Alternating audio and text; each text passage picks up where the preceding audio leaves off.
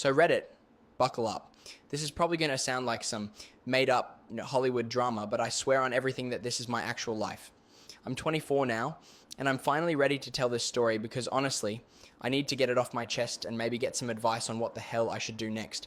My name is Amos Miller, and until last year, I lived a life that most of you probably can't even imagine. I'm talking full-blown Old Order Amish. No electricity, no cars, no phones, no internet. Just horses, kerosene lamps, and a community of about 25 families in Holmes County, Ohio, where everyone knows everyone else's business and your entire future is mapped out for you before you can even walk. The setup. Picture this. Rolling green hills, white farmhouses with no power lines, and the constant clip-clop of horse hooves on gravel roads. That was my world for 23 years. Our farm sat about 5 miles outside Millersburg, surrounded by cornfields that stretched to the horizon like a golden ocean in summer. The smell of fresh hay and cow manure was so constant I didn't even notice it anymore, until I left and realized how deeply it was embedded in my clothes, my hair, my very soul. My family, the Millers. We were pretty typical for our district. Dad, Jacob, was this imposing figure with a beard that reached his chest and hands like leather from decades of farm work. He spoke in Pennsylvania Dutch at home, this rapid-fire German dialect that sounds like someone gargling gravel if you're not used to it. Mum, Sarah, was famous throughout the district for her chouflé pie and the quilts she'd spend months stitching by lamplight. She had this way of humming hymns while she worked that made our house feel like a church. Then there was my younger brother Levi, who was 18, and going through his Rumspringa, that period where Amish kids get to experience the English world before deciding whether to commit to the church. Let me tell you, watching Levi sneak off to town to try beer and ride in cars while I was already being pressured to settle down and start making babies was like watching someone eat ice cream while you're on a diet. But here's where it gets complicated, Reddit. Really complicated. The neighbor problem. Next door, and when I say next door, I mean a mile down the road, lived the Yoder family. Eli Yoder was Dad's friend and fellow farmer, and his wife Naomi made the best apple butter in 3 counties. They had 5 kids, and according to everyone in our district, their eldest daughter, Katie, was going to be my wife. Not might be, was going to be. This wasn't a suggestion or a hope. It was a foregone conclusion that had been decided when we were probably still in diapers. Katie was fine. 17, blonde, could milk a cow faster than most men, and she baked bread that would make angels weep. She was everything an Amish wife was supposed to be. She even seemed to like me, always blushing when I'd visit with Dad for church planning meetings, always finding excuses to bring us fresh cookies or coffee. But here's the thing that nobody knew that I couldn't tell anyone, that ate at me like acid in my stomach. I didn't want Katie. I wanted her brother, Daniel. The realization. Daniel Yoder was 23, a year older than me, with these incredible strong shoulders from hauling hay bales and the most beautiful dark eyes I'd ever seen. While Katie would flutter around like a nervous bird whenever I was near, Daniel was calm, steady, thoughtful.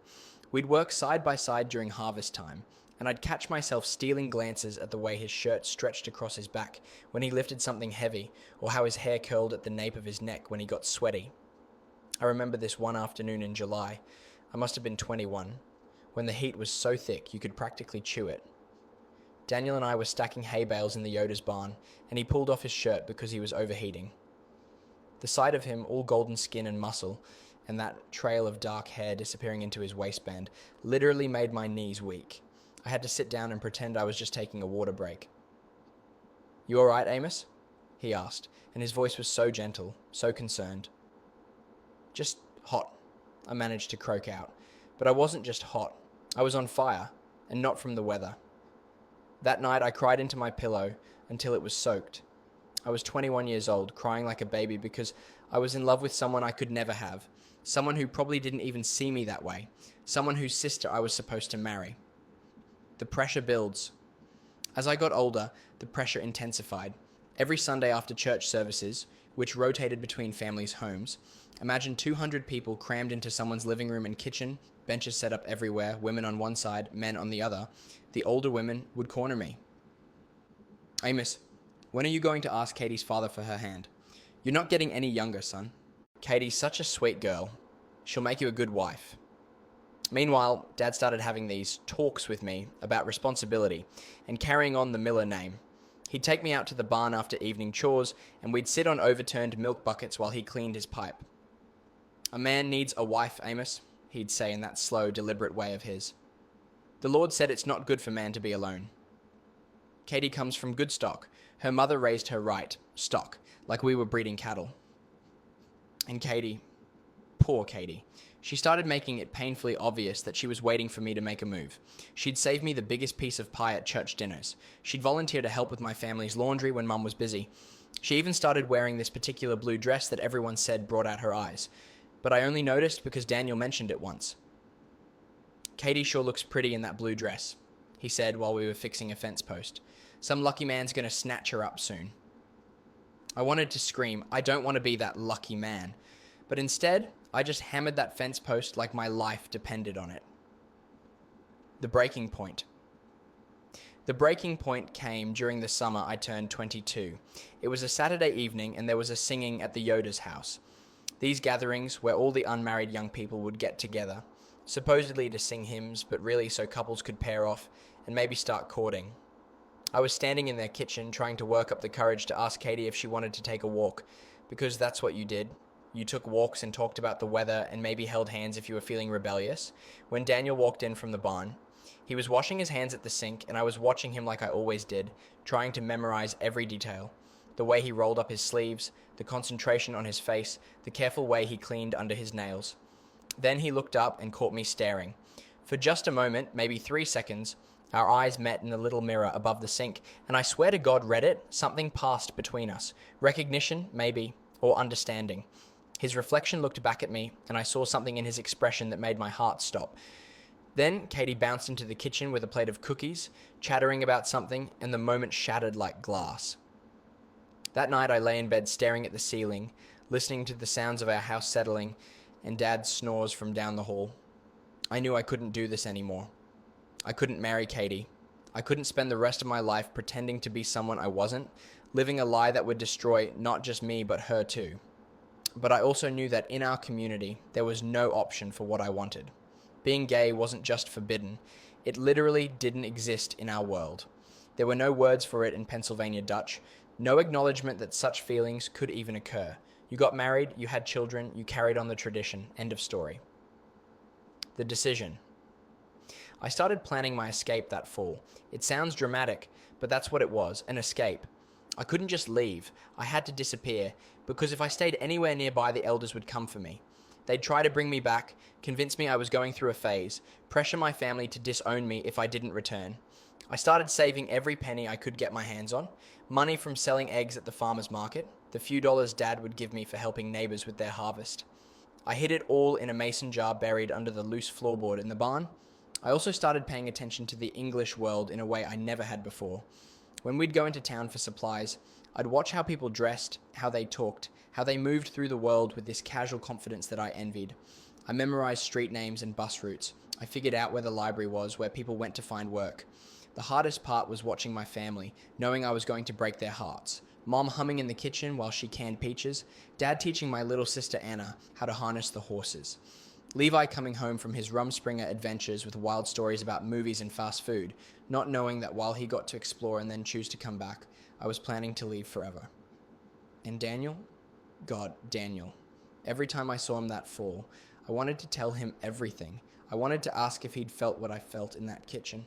I wanted to beg him to come with me, but I couldn't risk it. If I was wrong about what I'd seen in his face, if I misread everything, he could destroy my family with a single conversation with the elders. The departure. When I turned 23 in February, I knew it was time. Spring was coming, which meant wedding season was approaching, and I could feel the noose tightening around my neck. Dad had already started making subtle inquiries about when I might want to have a conversation with Eli Yoder about Katie. I picked a Tuesday night. Tuesdays were Dad's early bedtime, because Wednesdays meant a trip to the feed store, and Mum always went to bed right after evening prayers. I waited until the house was silent, then I crept out to the barn and dug up my mason jar. I'd managed to save $347. It might as well have been $1 million. It was more money than I'd ever held in my life.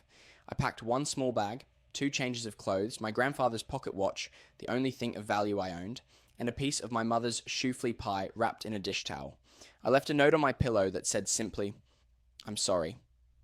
I have to find my own way. Don't look for me. Amos. Then I walked 5 miles through the dark to the main road and stuck out my thumb. The escape. The first car that stopped was driven by a guy named Mike, a trucker heading through Ohio who looked at my plain clothes in obvious distress and didn't ask too many questions. "Running away from home?" he asked as I climbed into his cab. "Something like that." "Well, son, sometimes a man's got to do what a man's got to do." "Where you headed?" "Millersburg," I said, because it was the only town I knew that was far enough away but still familiar.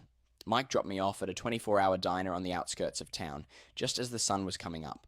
I sat in a booth with a cup of coffee that tasted like burnt dirt and watched the world wake up around me. Delivery trucks rumbling past, people in cars talking on phones, teenagers walking to school with backpacks and earbuds. I was terrified and exhilarated and completely alone. The adjustment. Finding work when you have an 8th grade education, no references, and you've never used a phone or driven a car is challenging. I spent my first week sleeping in the public park and eating day-old donuts from the dumpster behind the bakery. I probably looked like exactly what I was, a lost kid who had no idea how to survive in the real world. But I got lucky. Really lucky. There was this small construction supply store on the edge of town, Miller's Hardware. No relation, just a cosmic coincidence. The owner, Bob Miller, was this gruff guy in his 50s with a beer gut and hands like sandpaper. He found me sleeping on his loading dock one morning, and instead of calling the cops, he just stood there looking at me. "You running from something or towards something?" he asked. I thought about it. "Both, I guess." "You willing to work?" "Yes, sir." "You steal from me, I'll have you arrested. You lie to me, you're fired. You show up drunk or high, you're gone. But if you work hard and keep your mouth shut, I'll give you a chance. Deal?" "Deal." Bob let me sleep on the covered porch behind the store, in exchange for opening up each morning and doing inventory. The work was hard, loading trucks, stocking shelves, dealing with customers who thought I was some kind of curiosity because of how I talked and dressed. But it was honest work, and Bob was fair. After a month, he gave me my first real paycheck and his old flip phone. "Time you joined the 21st century," he said. "Figure out how to use this thing. You'll need it." Learning to use that phone was like learning a foreign language. The first time it rang, I literally dropped it and jumped back like it was a snake. But gradually, I started to understand this new world of instant communication and endless information. The Italian. This brings me to Emmanuel.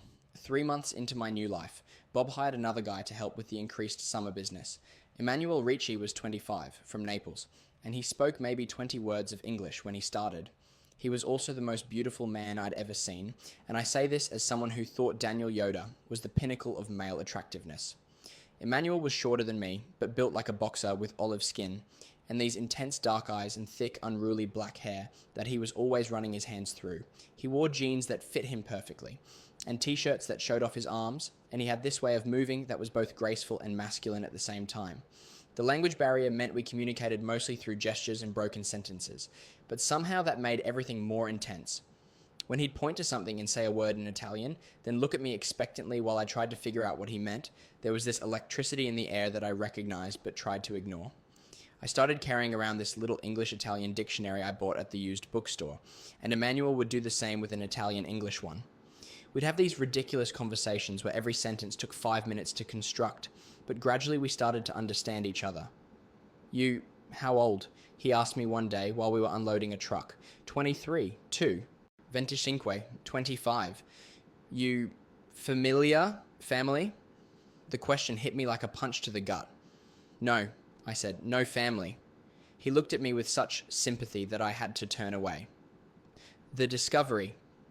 The thing about working closely with someone every day is that you learn their habits, their rhythms, their little quirks. I learned that Emmanuel hummed Italian songs under his breath when he was concentrating. I learned that he always ate lunch at exactly 12:30, and that he packed these amazing sandwiches with ingredients I'd never heard of. I learned that he was incredibly gentle with customers who were struggling to communicate, and that he had zero patience for people who were rude or condescending. I also learned that he was studying English at night and working this job to save money to bring his sister to America. "She is smart," he told me one afternoon, showing me a picture on his phone, which still seemed like magic to me. "University, but no money for America school." The girl in the photo looked just like him. The same dark eyes, the same stubborn chin. She was beautiful, and the love in Emmanuel's voice when he talked about her made my chest tight with something I couldn't name. But it was on a Thursday in late July when everything changed. We'd been working outside all morning, moving inventory in the summer heat, and we were both soaked with sweat by lunchtime. The store had this little break room in the back with a sink and a few lockers, where we could clean up and change shirts if needed. I was washing my hands when Emmanuel came in behind me, peeling off his t-shirt as he walked. I glanced up at the mirror above the sink, and I saw him, really saw him, for the first time. His back was incredible, broad shoulders tapering to a narrow waist, muscles moving under olive skin, and this beautiful pattern of dark hair across his chest and down his stomach that made my mouth go dry. But it wasn't just his body. It was the unself-conscious way he moved, like he was completely comfortable in his own skin. Then he caught me looking. Our eyes met in the mirror, just like that moment with Daniel in the Yoda's kitchen. But this time, instead of looking away, Emmanuel held my gaze. For a long moment, we just stared at each other's reflection, and I could feel my face burning with embarrassment and something else, something dangerous. Amos, he said quietly, and my name in his accent sounded like a prayer. I turned around, and suddenly we were standing face to face, close enough that I could smell his cologne mixed with honest sweat, close enough to see the gold flecks in his dark eyes. I started to say something, but he lifted one hand and touched my cheek, so gently that I thought I might collapse. Okay, he whispered. I understand. And that's when I realized that maybe, just maybe, I wasn't as alone in this world as I thought. The revelation. That touch, that moment of understanding, opened something in me that I'd kept locked away for so long I'd almost forgotten it existed. For the first time in my life, I felt seen. Not just noticed, but truly seen by someone who understood what I was feeling, because he felt it too. We didn't kiss that day. We barely spoke. But something had shifted between us, something that made the air in that little break room feel charged with possibility. Over the next few weeks, we started spending more time together outside of work. Emmanuel would invite me to have lunch with him in the park across from the store, and we'd sit on a bench under the big oak tree, working our way through our dictionaries and trying to learn about each other's lives. I told him about growing up Amish, about the arranged marriage I'd run away from, about my family who probably thought I was dead or damned to hell. He told me about Naples, about his sister Maria who wanted to study medicine, about the poverty that had driven him across an ocean with nothing but hope and determination. But we didn't talk about that moment in the break room. We didn't acknowledge the way he sometimes let his hand brush against mine when we were passing tools, or how I found myself standing closer to him than I needed to when we were working together. The confession. It was Emmanuel who finally broke the silence. We were working late one evening, finishing up an inventory that had to be ready for Bob in the morning. The store was closed, the streets were quiet, and it was just the two of us in the soft light of the fluorescent bulbs. I was crouched down, counting boxes on a low shelf, when I felt him kneel down beside me. Amos, he said, and there was something in his voice that made me look up. His face was inches from mine, and I could see everything in his expression. Nervousness, hope, desire, fear. I need to tell you something, he said in careful English. Okay. In Italy, I had boyfriend. The word seemed to stick in his throat. His name was Marco. We were together for 2 years, but his family, they found out. They made him leave Naples. I never see him again. My heart was pounding so hard I was sure he could hear it. I come to America to start new life, he continued. But when I see you, when I look in your eyes, I think maybe I am not meant to be alone. I opened my mouth to respond, but he held up his hand. You don't have to say anything. I needed you to know. But I did have something to say. I had 23 years of words that had been trapped inside me, and suddenly they all wanted to come out at once. There was someone, I whispered. Back home. Daniel. I loved him, but he could never know. No one could ever know. In my world, people like us, we don't exist. Emmanuel reached out and took my hand in both of his. We exist, he said fiercely. We exist, and we deserve to be happy. And that's when he kissed me. It was soft and gentle, and nothing like the rough, hurried kisses I'd imagined based on overheard conversations among the English teenagers in town. It was perfect and terrifying, and everything I'd dreamed of but never thought I could have. When we broke apart, I was shaking. Is this okay? Emmanuel asked, his forehead resting against mine. Yes, I breathed. More than okay. The complications. But this is real life, not a fairy tale, and real life is complicated. The next morning, everything felt different. We were both nervous, stealing glances at each other when Bob wasn't looking, trying to figure out what this new thing between us meant. Were we boyfriends now? Were we just two lonely guys who'd found comfort in each other? What did this mean for our work, for our lives, for the futures we were both trying to build? And then there was the practical stuff. Emmanuel was living in a tiny apartment above the Italian restaurant downtown, barely making enough to cover rent and save money for his sister. I was still sleeping on Bob's porch, still trying to figure out how to be a person in this world I'd never been prepared for. Plus, there was this constant fear in the back of my mind that someone from my old community would see me, would drag me back, or expose what I was doing. Holmes County isn't that big, and the Amish community has connections everywhere.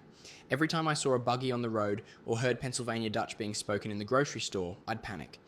But the biggest complication was Emmanuel's visa situation. I didn't understand immigration law. Hell, I barely understood regular law, but I gathered from our broken English conversations that Emmanuel was in the country on some kind of temporary work visa that was going to expire soon.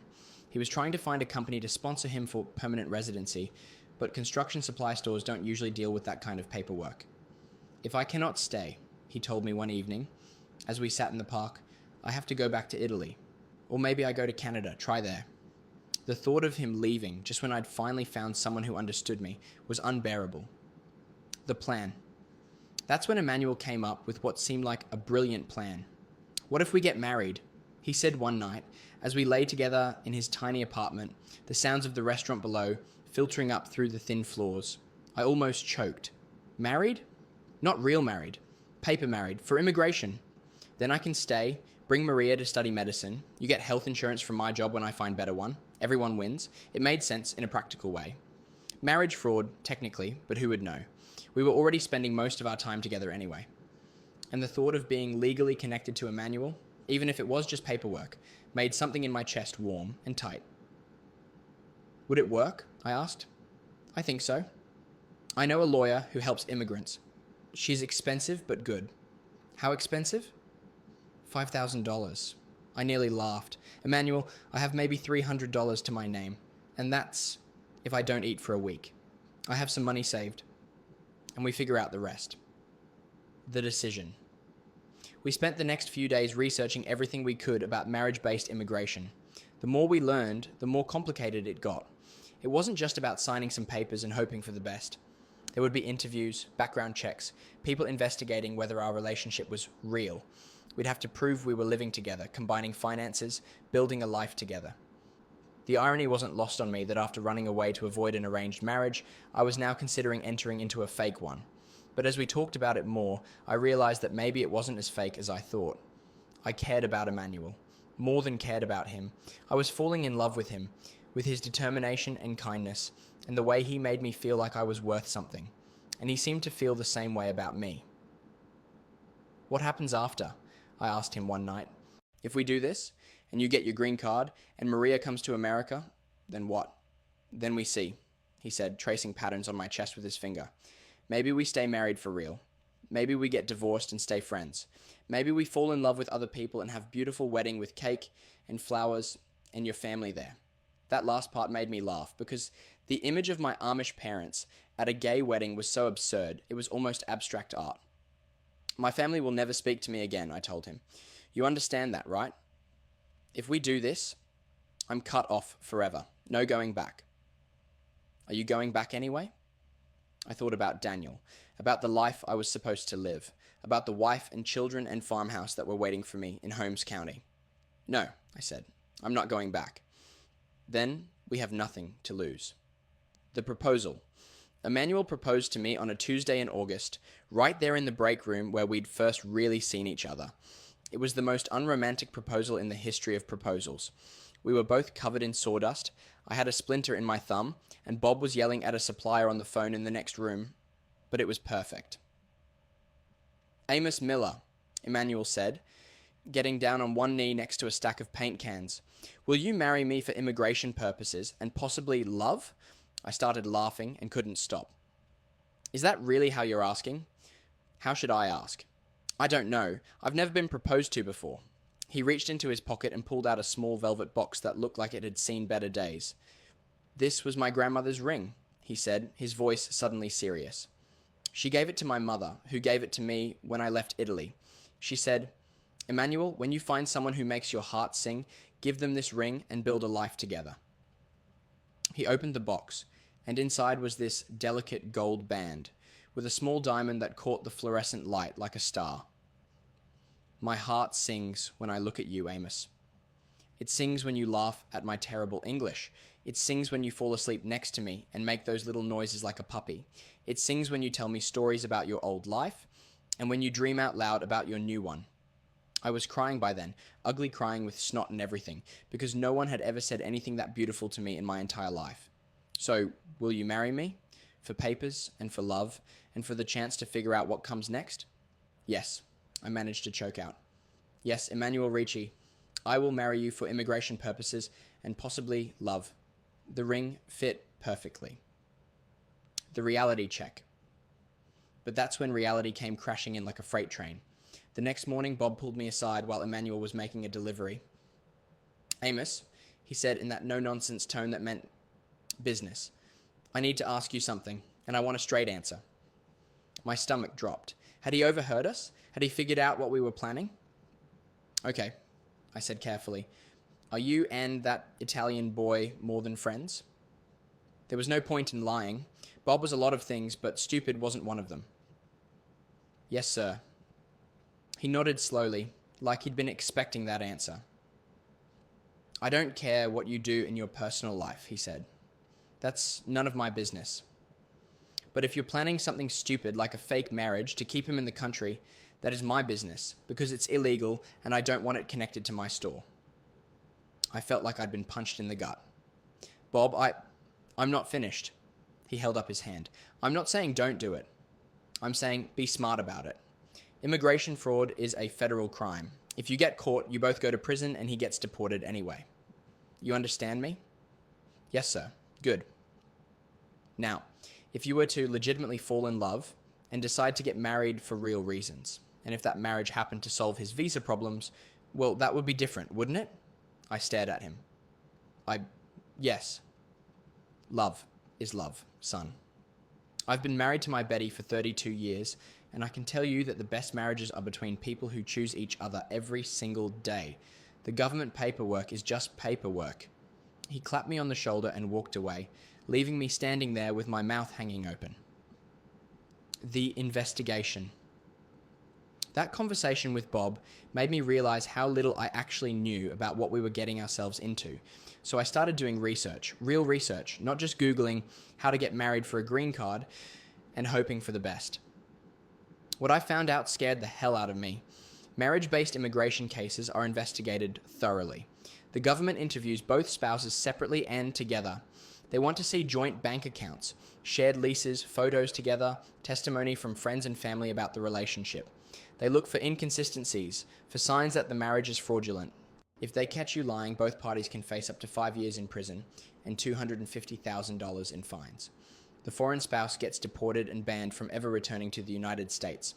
But the thing that really got to me was reading about legitimate couples, people who were genuinely in love and married for real, who got caught up in the investigation process and had their lives destroyed because they couldn't prove their love was real enough for the government.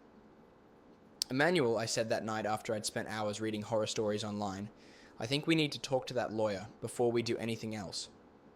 Why? What did you find? I showed him some of the articles I'd bookmarked. His face got paler as he read. Merda, he muttered, which I'd learned was Italian for shit. Yeah, merda indeed. The lawyer. The immigration lawyer Emmanuel knew was named Sofia Castellano, and her office was in a strip mall in Akron that had seen better days. She was probably in her 40s, with grey-streaked hair and the kind of tired eyes that said she'd seen everything and been disappointed by most of it. So, she said, after we'd explained our situation, you want to get married so Emmanuel can stay in the country and eventually bring his sister over to study? Yes, ma'am. And you're in love? Emmanuel and I looked at each other. Yes, I said. How long have you known each other? About 4 months, Emmanuel said. She leaned back in her chair. Okay, here's what I'm going to tell you, and I want you to listen carefully. Marriage-based immigration applications are heavily scrutinized, especially when the couple hasn't been together very long. The government is going to assume you're committing fraud unless you can prove otherwise. What kind of proof? I asked. Everything. Joint bank accounts, shared lease, utility bills in both names, photos together spanning the length of your relationship, testimony from friends and family, evidence that you sleep in the same bed, vacation together, make major decisions together. They want to see that you live like a married couple in every sense. We can do that, Emmanuel said. Can you? Because here's the thing. You have to be prepared for them to dig into every aspect of your lives. They're going to want to know how you met, what you talked about on your first date, what Emmanuel's favorite food is, what side of the bed Amos sleeps on. They might interview your co-workers, your landlords, your neighbors. They might show up at your apartment unannounced to see if you're really living together. I felt sick. And if they decide it's fraud? Prison time, deportation, permanent ban from the United States. She let that sink in for a moment.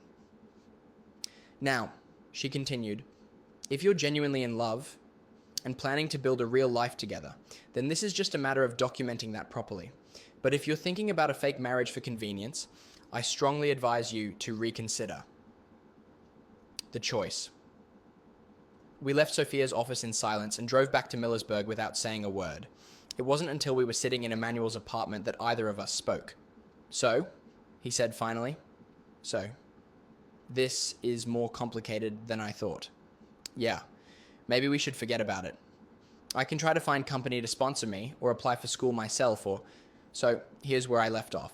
Emmanuel had just kissed my cheek after catching me staring at him shirtless in the garden. God, writing that still makes my heart race. I couldn't hold myself back and didn't look away for even a moment, wanting to remember it as clearly as possible. He looked at me strangely and started yelling in Italian, so I didn't understand a thing. But after that, he suddenly came closer and gently kissed me on the cheek. I realized that finally my feelings had some kind of response, the smell of basil and sweat. That's what I remember most from that moment. He smelled like the herb garden and honest work, and when his lips touched my skin, everything else just disappeared. The broken English, the cultural barriers, the fact that I was supposed to be just his tenant, none of it mattered. Perché mi guardi così? He whispered against my ear. I didn't know what it meant then, but the way he said it made my knees weak. Day by day, we grew closer and closer. It started in the kitchen. Every morning, I'd come down to find him already there, making coffee in this tiny aluminum pot that hissed and bubbled on the stove. The first time, I tried to sneak past, but he called out, "Ahi." Coffee. His English was broken, but his smile was universal. He handed me this tiny cup, more like a thimble, filled with the strongest, most bitter coffee I'd ever tasted. I must have made a face because he laughed so hard he nearly choked. "Americano," he said, shaking his head. "Always big cup, no taste." "This tastes like motor oil," I shot back. "Motor oil?" He looked genuinely confused, then burst into laughter again. "Say pazza." I learned later that meant, "You're crazy." He wasn't wrong. From that morning on, he'd make me coffee, and I'd pretend to like it while secretly adding sugar when he wasn't looking. He knew, of course. Italians notice everything about coffee, but he never said anything, just started leaving the sugar bowl closer to my side of the counter. Small gestures. They meant everything. At work, things got more intense. We were the closing shift most nights, which meant hours alone in the restaurant after the last customer left. Emmanuel would put on this old radio, crackling with static, playing songs I'd never heard, Italian love ballads that sounded like heartbreak set to music. One night, I was wiping down tables when he started singing along. His voice was rough, untrained, but it hit something deep in my chest. I stopped pretending to clean and just listened. "Che cosa significa?" I asked when the song ended. "What it means." He thought for a moment, searching for the English words. "It says love is like come dice, ocean wave. It comes, it goes, but it always returns to shore." The way he looked at me when he said that, like I was his shore. The breakthrough came 3 weeks later. We were closing again, and I'd been struggling with this huge pot that was caked with burnt cheese. My hands were raw from scrubbing, and I was close to tears from frustration and exhaustion. Emmanuel appeared beside me without a word, took the pot from my hands, and started working on it with this practiced efficiency that made it look effortless. But instead of making me feel useless, he started explaining his technique in broken English mixed with Italian. "Acqua calda first, then come si dice salt. Salt helps. Like this, vedi? You see?" His hands covered mine as he showed me the motion. Rough palms, calloused fingers, but gentle. So gentle. In Italy, we say, La cucina è il cuore della casa. Kitchen is heart of house. You must treat with respect. Even dirty pots? I teased, especially dirty pots. They work hard for us. No? That made me laugh. This ridiculous, beautiful man talking about dirty pots like they had feelings. But the way he said it, with such sincerity, made me understand something about him. He found meaning in everything, beauty in the mundane. That night, walking home together, we'd started this routine without discussing it. He stopped under a streetlight and said, "You have beautiful laugh." Just like that. No flourish, no poetry, just truth. I don't remember what I said back, but I remember thinking, this is it. This is the moment everything changes.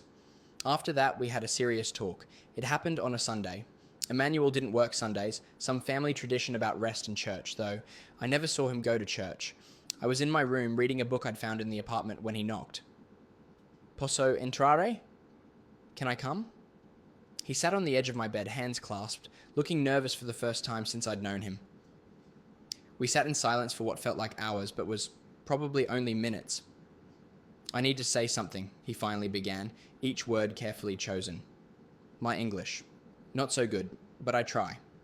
I wanted to tell him his English was fine, that I understood him perfectly, but something in his expression stopped me. I think I am falling in love with you." The words came out in a rush, like he'd been practicing them. "But you are American girl, and I am just Italian man who makes pizza." "Just Italian man?" I couldn't help but smile. "Emmanuel, you're not just anything." His face lit up at that. "Really? You think?" "I think you're incredible." What followed wasn't dramatic or movie perfect.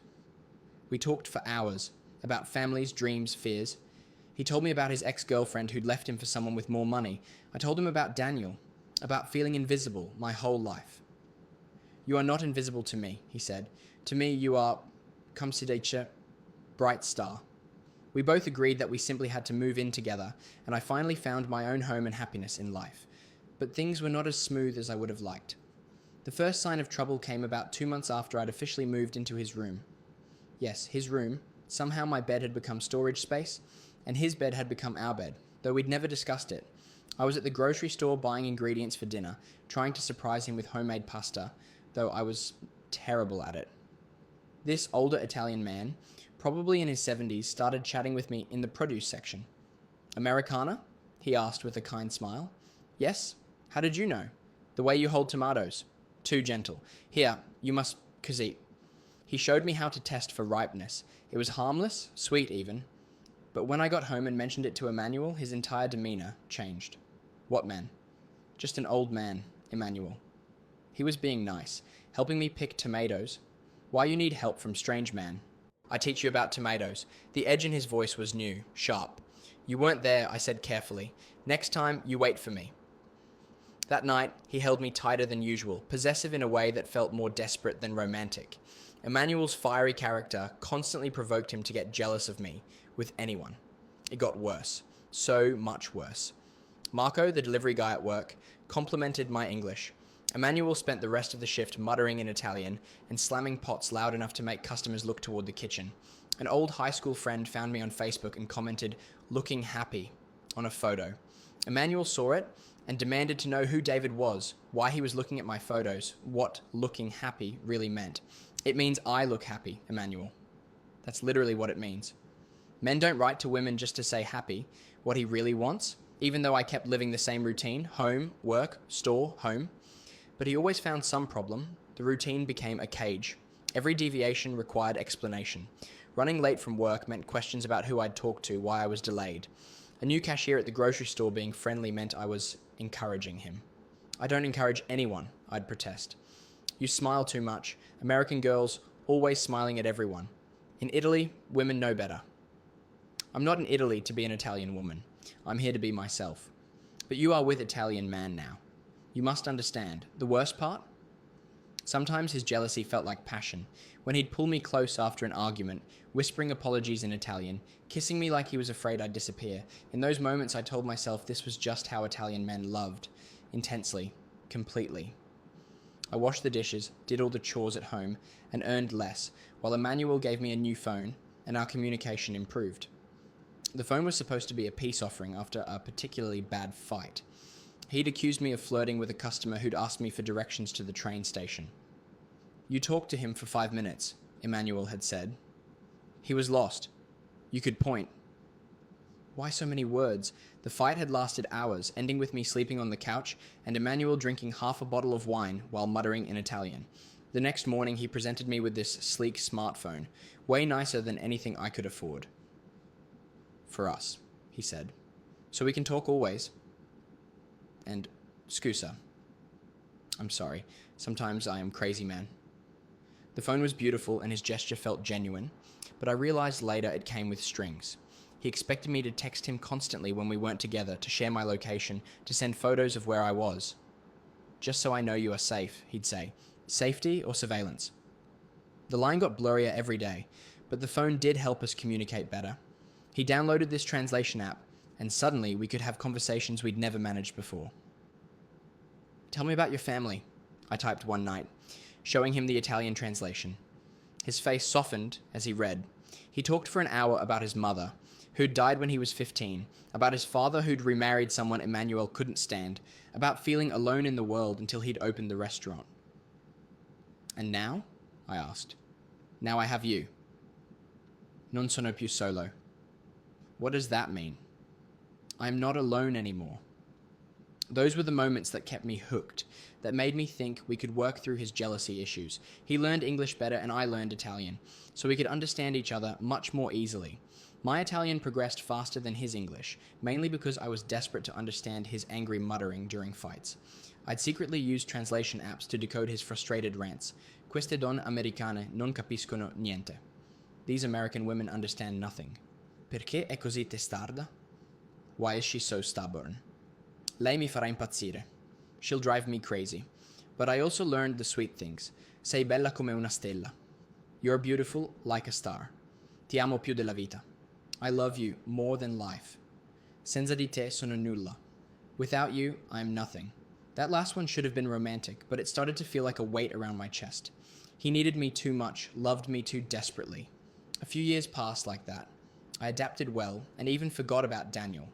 Forgot is the wrong word. You don't forget your first love. You just learn to live around the empty space they leave behind.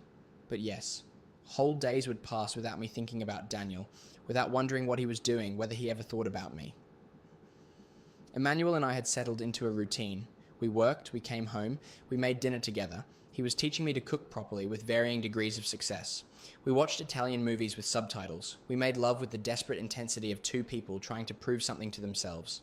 On good days, it felt like paradise. On bad days, it felt like I was slowly disappearing. The restaurant was doing well.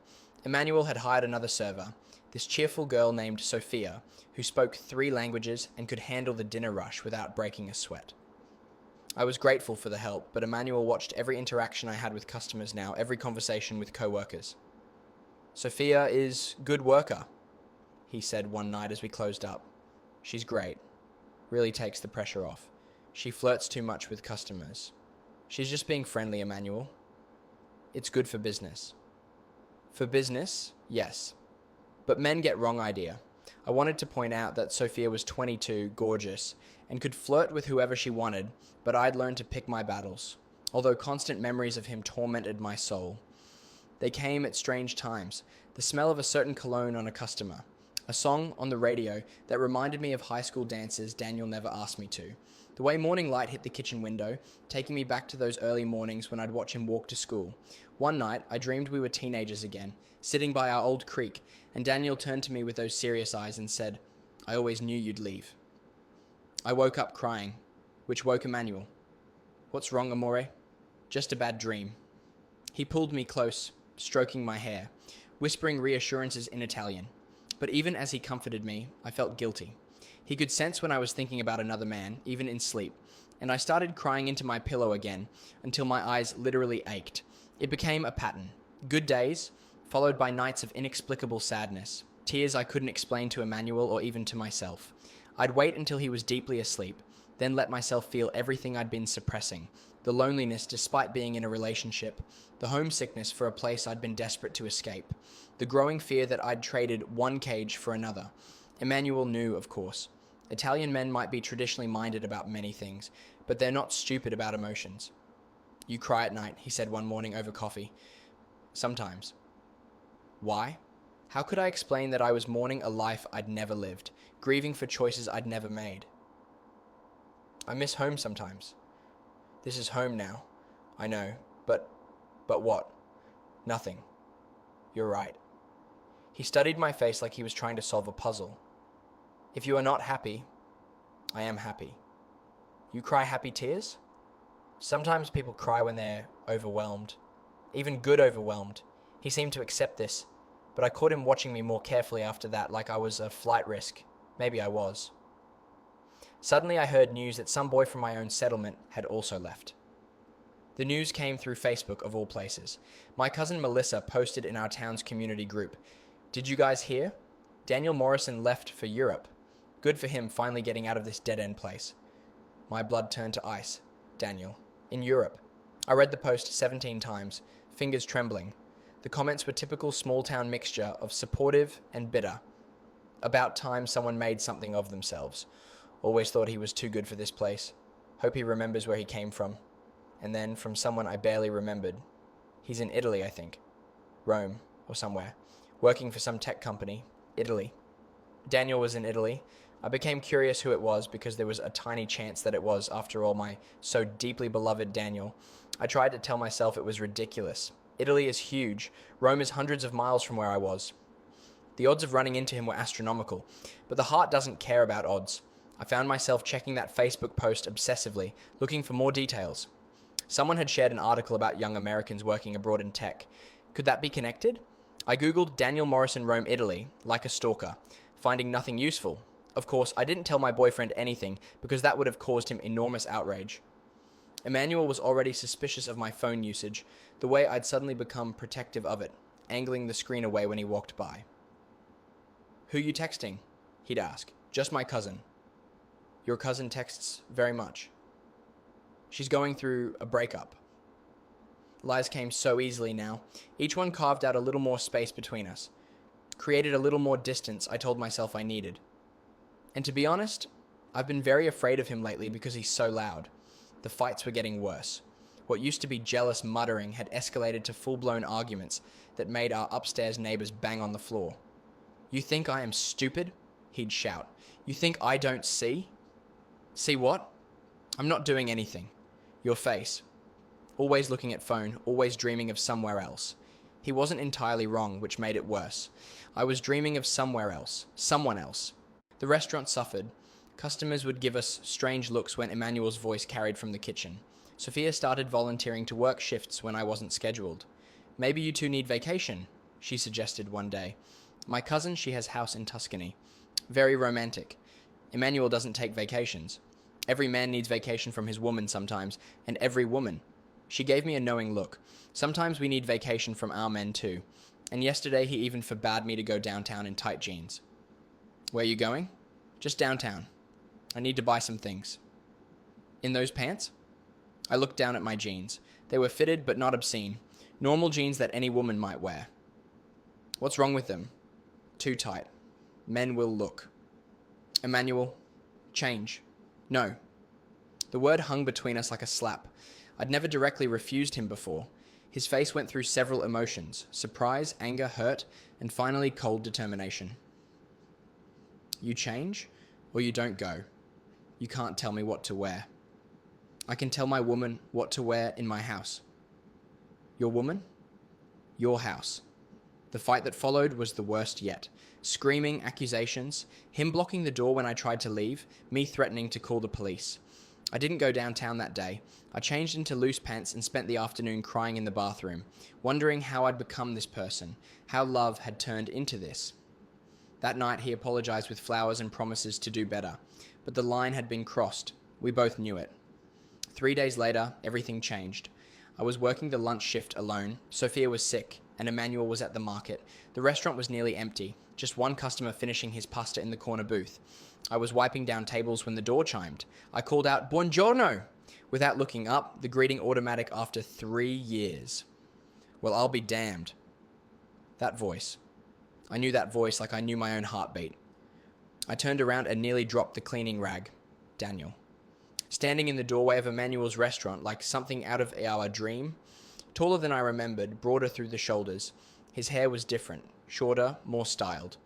He wore a navy button-down and dark jeans. Expensive-looking sneakers. Success suited him. But his eyes, those serious brown eyes that had haunted my dreams, they were exactly the same. "Hi, stranger," he said, and his smile was tentative, uncertain. Daniel. His name felt foreign on my tongue after so many years of Italian endearments. How are you? Here? In this exact restaurant? In this exact town? On this exact day? He laughed, and the sound transported me back to senior year, sitting by the creek, sharing dreams we thought we'd never achieve. Honestly, I have no idea. GPS took me the long way around Rome. I got hungry, saw this place. He paused, studying my face. "You work here?" Yes, I live here. In Italy, I mean. Have for 3 years now. 3 years. He said it like he was testing the weight of the time we'd lost. "You look different, happy. You look happy." The irony wasn't lost on me. Here I was, having the worst relationship crisis of my life, and I probably did look happier than I had in weeks just from seeing him. "Are you?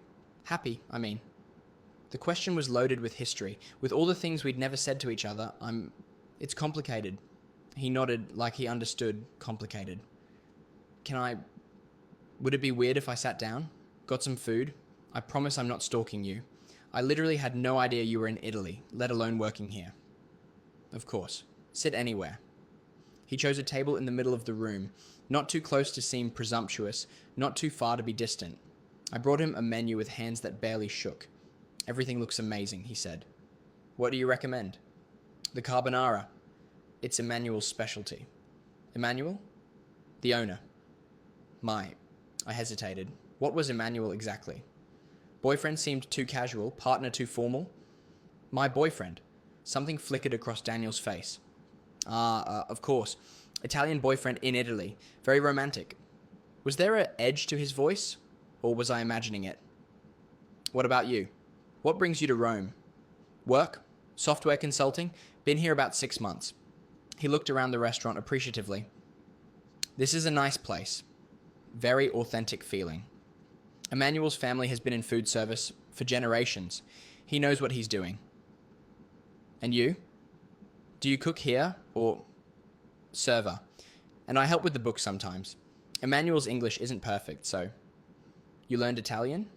"Some. Enough to get by." "That's incredible. You always were smart with languages. Remember Mrs. Peterson's Spanish class?" I remembered. We'd been lab partners, practicing conversations, sitting too close together, his breath warm on my neck as he whispered corrections to my pronunciation. "You were terrible at rolling your R's," I said. "Still am. Italian's been challenging." We fell into comfortable silence. 3 years, different continents, entirely different lives, and we could still talk like no time had passed. "I should take your order," I said finally. "Right. Business." He smiled. "Carbonara it is, and maybe you could sit with me while I eat, if that's allowed." I glanced toward the kitchen. Emmanuel wouldn't be back for an hour. For a few minutes. Those few minutes stretched into 2 hours. Daniel ate slowly, asking questions about Italy, about life in a small town, about everything except the obvious. What had happened to us, why I'd left, why he'd never tried to find me. I found myself telling him things I hadn't told anyone, about the loneliness I'd felt those first months, about learning to navigate Italian bureaucracy, about the satisfaction of mastering a new language. "You sound different," he said at one point. "Different how?" "More confident. Like you know who you are now." If only he knew how untrue that felt most days. "What about you? Software consulting in Rome sounds very fancy." "It pays the bills, lets me travel. But honestly," he leaned forward, "I hate it. It's not what I thought I'd be doing." "What did you think you'd be doing?" "Something that mattered. Something that helped people." He laughed ruefully. 18-year-old Daniel had very idealistic ideas about adult Daniel. 18-year-old Daniel was pretty wonderful. The words slipped out before I could stop them. Daniel's expression grew serious. Was he? I always felt like I was disappointing everyone back then. Especially who? You know who. The air between us grew charged, dangerous. Daniel, I know, you have a boyfriend. You have a life here. I'm just saying, there are things I should have said before you left. Things I regret not saying. My heart was pounding so hard I was sure he could hear it. Like what? He opened his mouth to answer just as the door chimed violently. Emmanuel burst through, carrying bags of vegetables, his face already dark with suspicion. Chi, Equesto, he demanded, his eyes moving between Daniel and me. Emmanuel, this is Daniel. He's from my hometown back in America. Daniel, this is Emmanuel. Daniel stood politely, extending his hand. Piacere di conoscerla. Emmanuel's expression shifted slightly, surprised by the Italian greeting, but not softened by it. You know her from before? Emmanuel asked in careful English. We went to high school together, Daniel replied. Just happened to find this place by accident. Small world. Very small, Emmanuel agreed, but his tone suggested he didn't believe in coincidences. The tension in the room was suffocating. 3 people, too much history, and nowhere to hide. I should go, Daniel said. Thank you for the excellent lunch and the company. He left money on the table, too much money, and headed for the door. Daniel, wait. He turned back, and for a moment his expression was pure longing. It was good to see you, he said simply. Really good. After he left, Emmanuel and I stood in terrible silence. Old friend? He finally asked. Yes. Just friend? I thought about lying, about taking the easy path, about preserving the fragile peace we'd built. Instead, I told the truth. No, not just friend. The fight that followed was nuclear. You still love him. It wasn't a question. Emmanuel, don't lie to me. I see how you look at him. Like he is sun and you are flower. It's not that simple. It's very simple. You love him or you love me. Choose. I can't just choose like that. I have history with him. That doesn't disappear because it's inconvenient. History. Always fucking history with Americans. Everything is feeling and emotion, and what if and what was. Italians know how to live now. Don't you dare make this about nationality. Is about loyalty. Is about respect. Is about not making fool of your man in his own restaurant. I didn't make a fool of anyone. We talked, that's all. You talk like lovers.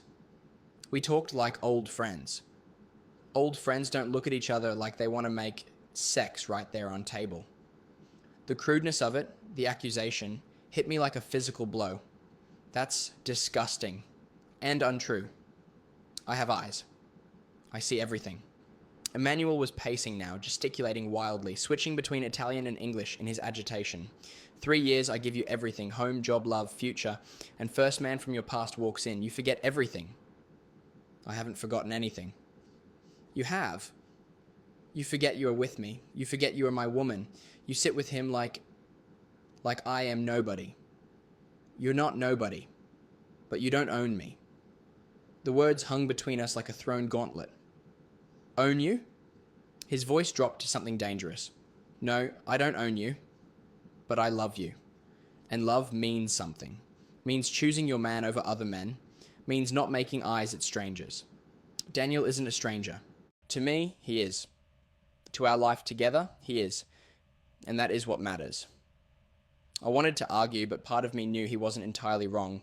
Seeing Daniel had shaken something loose in me made me question things I'd accepted as settled. That night, Emmanuel slept on the couch. I lay in our bed, staring at the ceiling, thinking about the way Daniel had said my name, the way 3 years had collapsed into nothing the moment I saw him. The next morning, Daniel was waiting outside the restaurant. I saw him through the window as I unlocked the front door. He was sitting on the steps, looking uncertain and determined at the same time. We need to talk, he said. Daniel, this is not a good idea. Please. 5 minutes.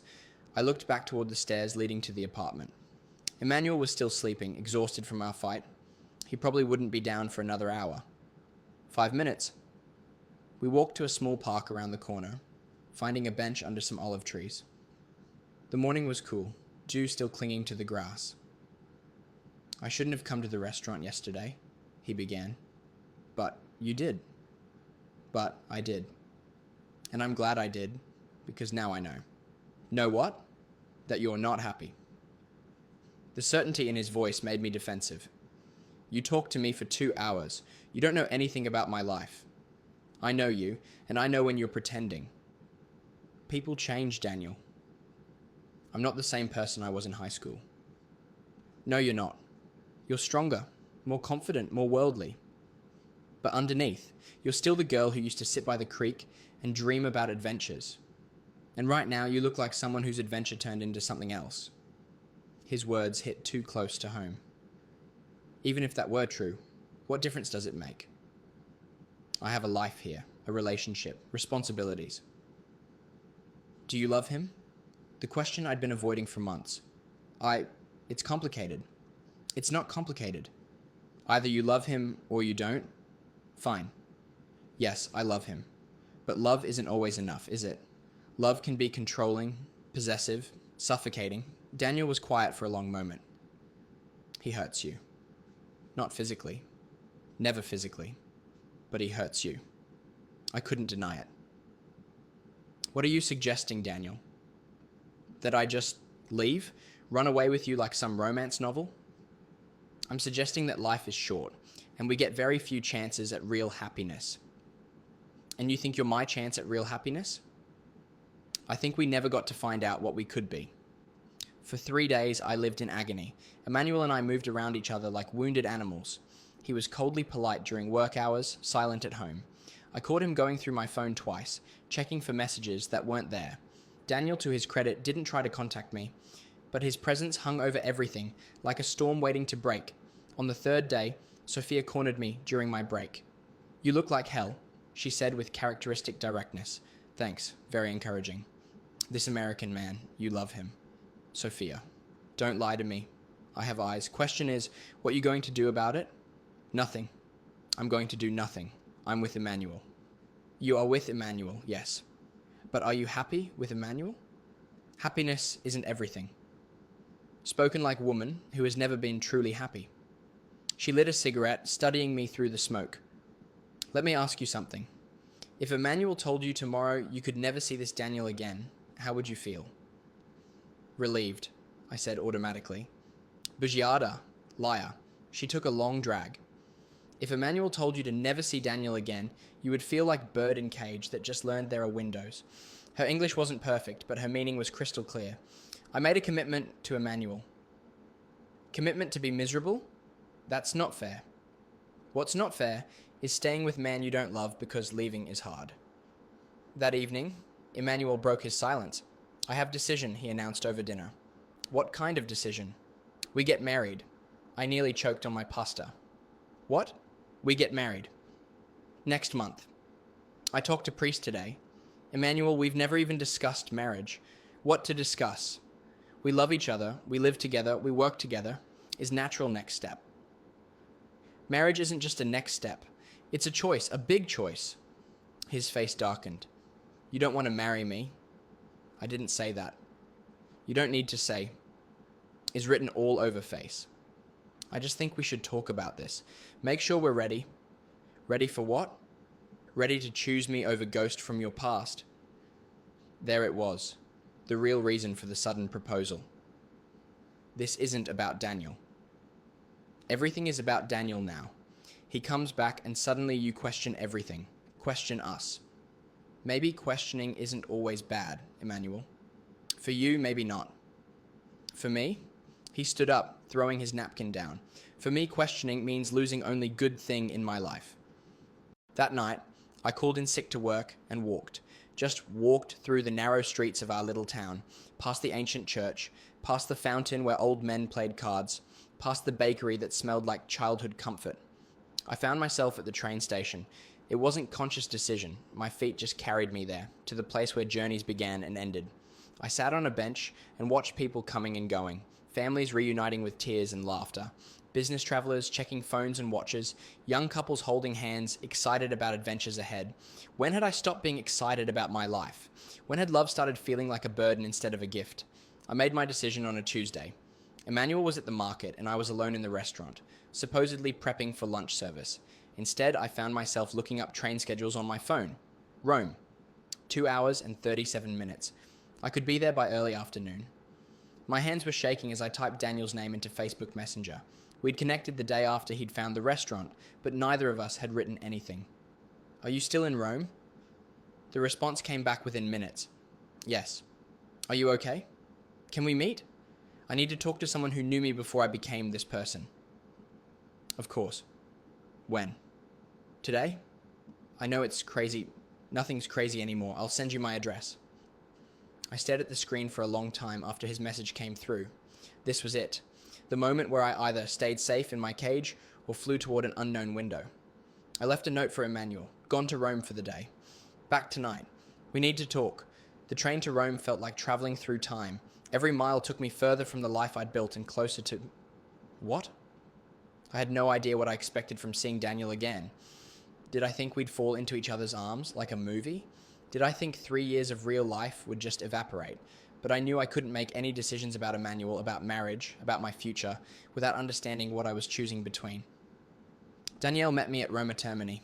He looked nervous, hands shoved deep in his pockets, scanning the crowd until he spotted me. You came, he said, like he couldn't quite believe it. I came.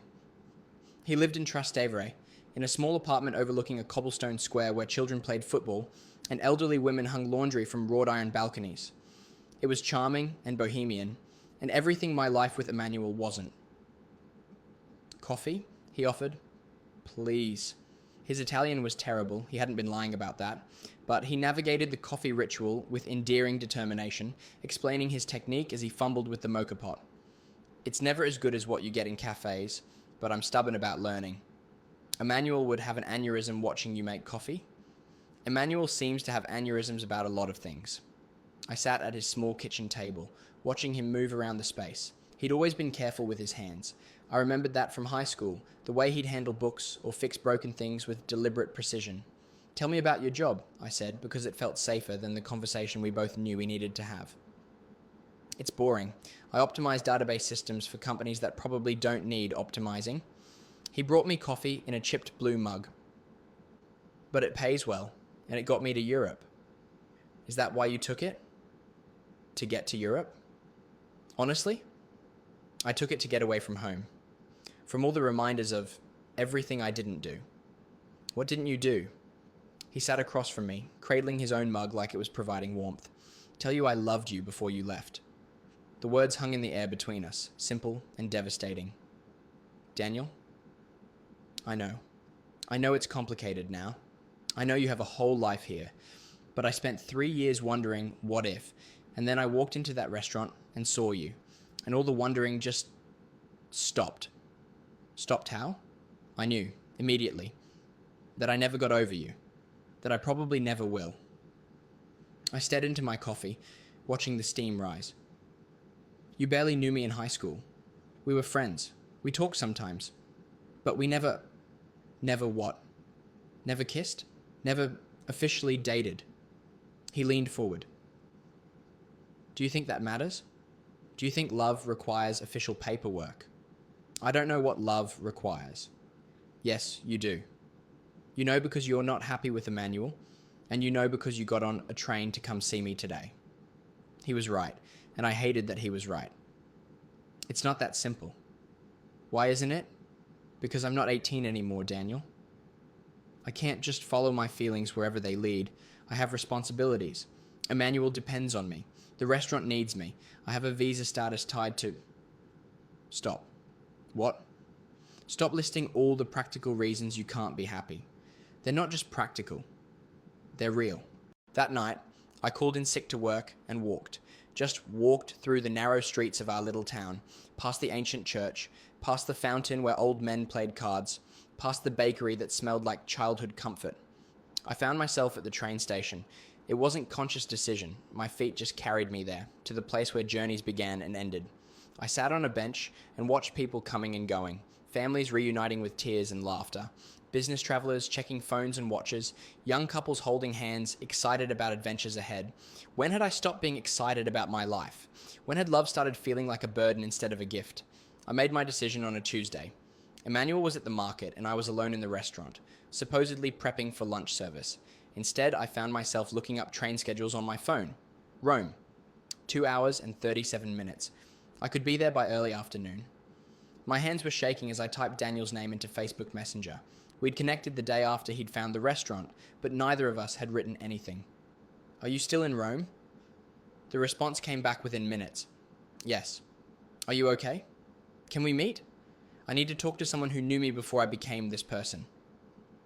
Of course. When? Today?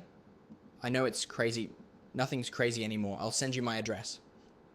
I stared at the screen for a long time after his message came through. This was it. The moment where I either stayed safe in my cage or flew toward an unknown window. I left a note for Emmanuel. Gone to Rome for the day. Back tonight. We need to talk. The train to Rome felt like traveling through time.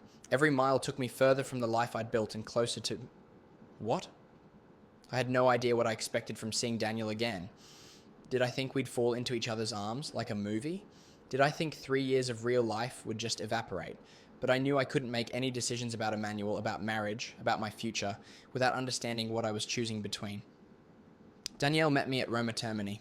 He looked nervous, hands shoved deep in his pockets, scanning the crowd until he spotted me.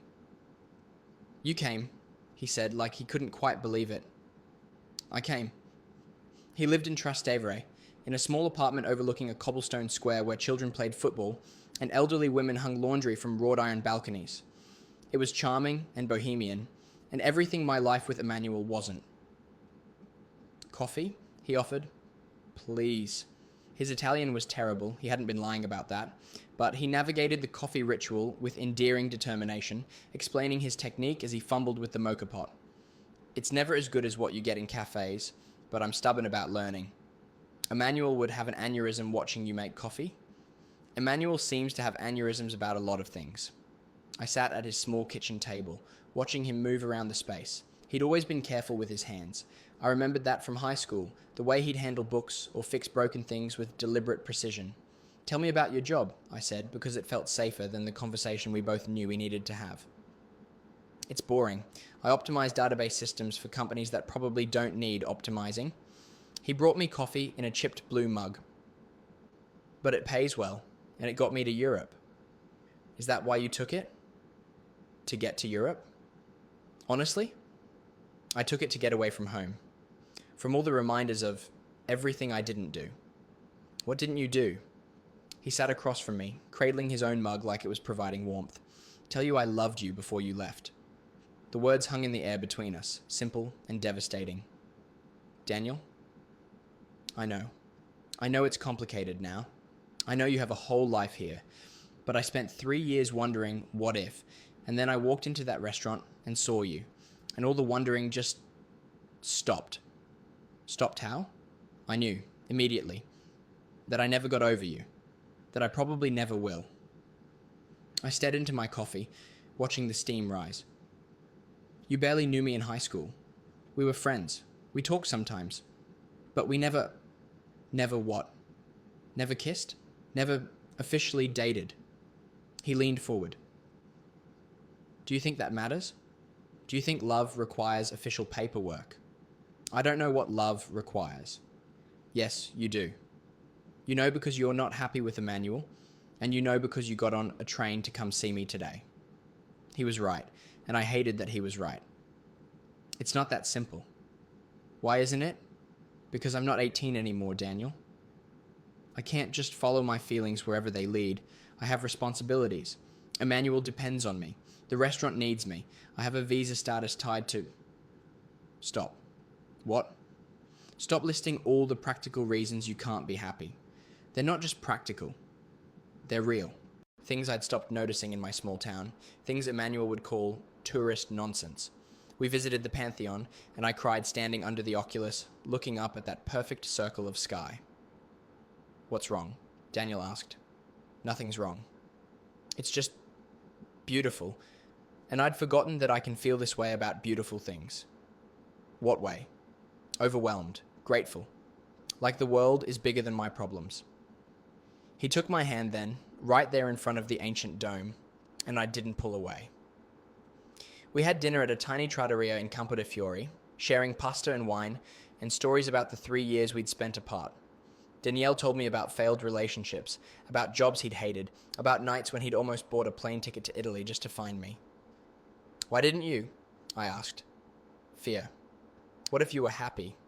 What if you'd forgotten me? What if I ruined something good just because I couldn't let go? And now? Now I know you're not happy, and I don't think either of us has forgotten anything. After dinner, we walked along the Tiber, past couples kissing on bridges, past street artists painting portraits by lamplight. I should go back, I said, as we passed Roma Termini. You should? But I don't want to. I know.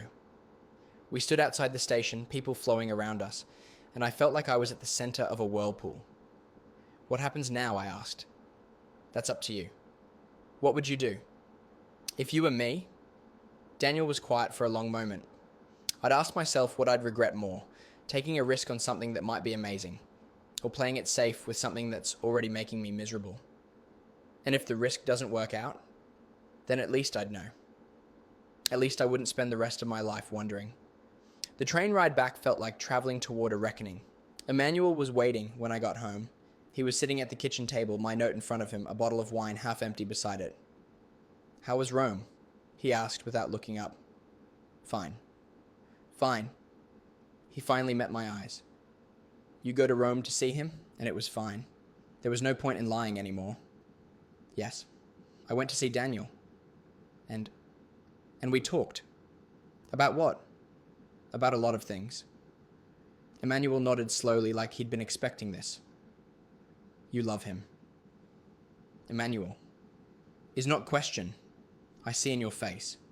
You love him. I sat down across from him, feeling exhausted. I don't know what I feel. You know? You just don't want to say. We sat in silence, 3 years of shared history stretching between us like a chasm.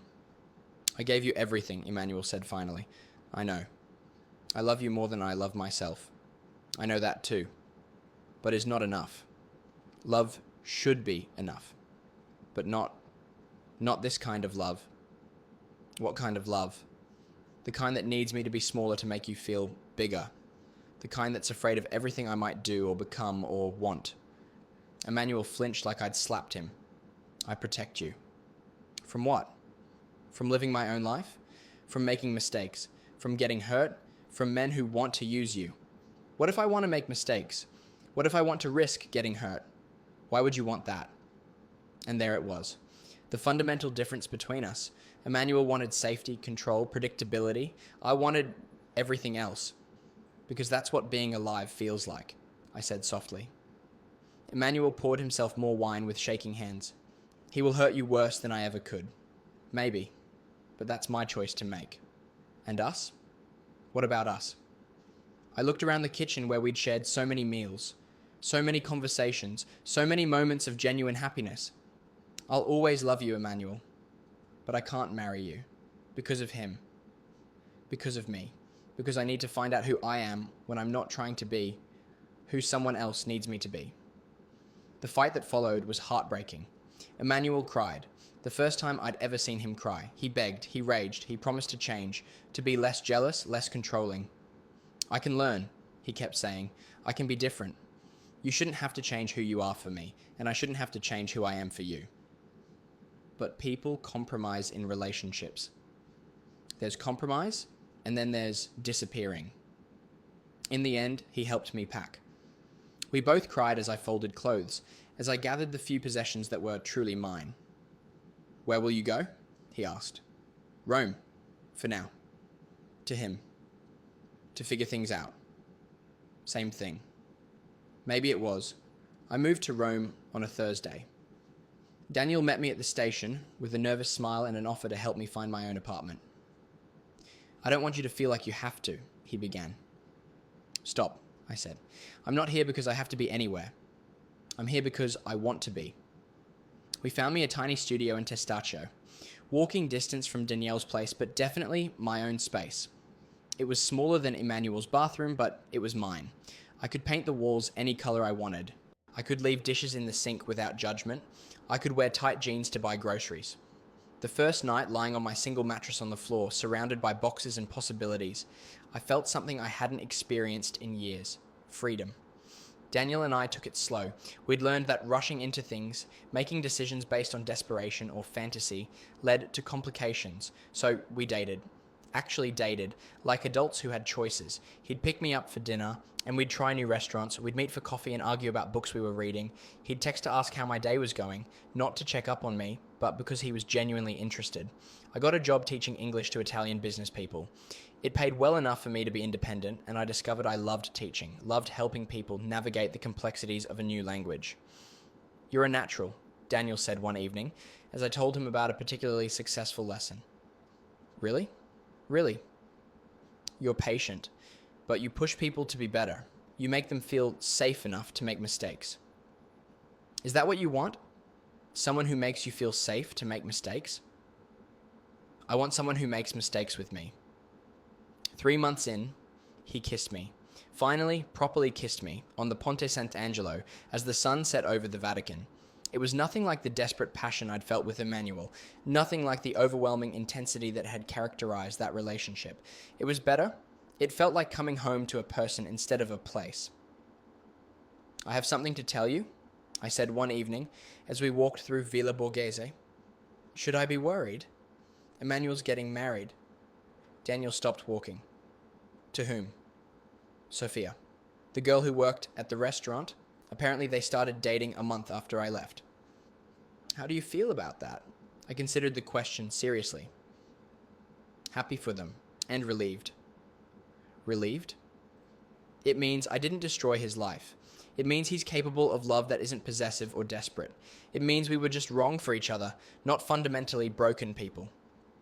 Daniel nodded slowly. "Good. That's really good. There's more?" "More what?" "He sent me a message. He says he's sorry. For trying to make me smaller. For being afraid of losing me, that he forgot to love who I actually was." "That's very mature of him." "It is. And it made me realize something." "What?" "I forgive him. I forgive me. I forgive us for trying to force something that wasn't meant to be." We sat on a bench overlooking the lake, watching families feed ducks, couples sharing gelato, old men playing chess. "What about us?" Daniel asked. "Are we meant to be?" "I don't know, but I think we're meant to find out." 6 months later, Daniel got offered a job in San Francisco. "It's a great opportunity," he said, showing me the offer letter. "Head of development for a startup that's actually trying to solve real problems." "That's amazing. You should take it." "Just like that?" "Just like that." He studied my face, looking for hidden reservations. "What about us?" "What about us?" "I'm not Emmanuel. I'm not going to assume you'll just follow me wherever my career takes me, and I'm not the person who needs to be taken care of anymore. If I come with you, it'll be because I want to, not because I have to." "Do you want to?" I thought about it. Really thought about it. "Yes, but not immediately." "What do you mean?" "I mean, take the job. Go to San Francisco. Let's see what happens when we have to choose each other from a distance." Daniel frowned. "That sounds like you're testing us." "I'm not testing us. I'm making sure we're choosing each other for the right reasons." He left in January. I stayed until spring. We video called constantly, wrote emails that turned into small novels, sent each other photos of daily life across time zones. It was hard, lonely. Sometimes I wondered if I was being foolish, making things more complicated than they needed to be. But I also learned things about myself during those months alone in Rome. I learned that I could be happy by myself, that I didn't need to be in a relationship to feel complete. I learned that I was braver than I'd thought, more resilient, more capable of building a life from scratch. And I learned that missing Daniel felt different from how I'd missed anyone before.